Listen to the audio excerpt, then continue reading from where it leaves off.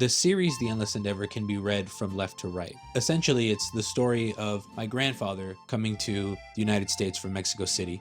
It explores the generations in between, and it ends with the birth of my daughters. So the work is stacked to symbolize the idea that everything in life is dependent on what came before it. At the bottom of the first piece, which is titled Illegal Human, you have a Tlaloc vessel, and it's resting on top of these 7 caves. And this comes from the Mexica story of the origin of humanity, that all life came from one cave, and within that cave was 7 sub-caves.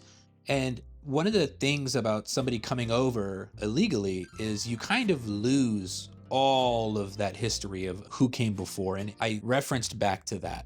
When my grandfather first came to the United States, he told me that he had crossed illegally several times and had been caught and sent back. But the time that he made it, the time that he actually made it across and stayed in the United States, he had been walking along the Rio Grande, and he found an area that was shallow enough that he could swim across. So he took all of his clothes off and he wrapped them around his fist, and he walked through the water with his fist up in the air so that when he got to the other side, his clothes would be dry. It wouldn't look like he just swam across.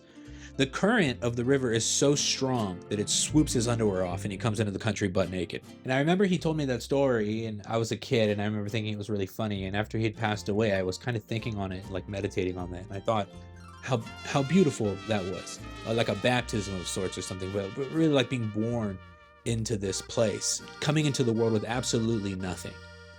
So out of that Tlaloc vessel, which would represent his ancestors, his fist emerges, right, with the clothes wrapped around it. The American flag is in front of that, and the Mexican flag is behind it, symbolizing this life that he had left behind so that he could move forward.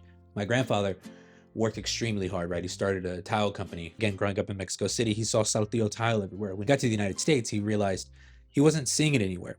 So my grandfather began to import Saltillo tile and sell it, and made a wonderful living and was able to support a family of 10. While I was making the series, I realized that my grandfather didn't work hard so that I wouldn't have to. He did it to show me how.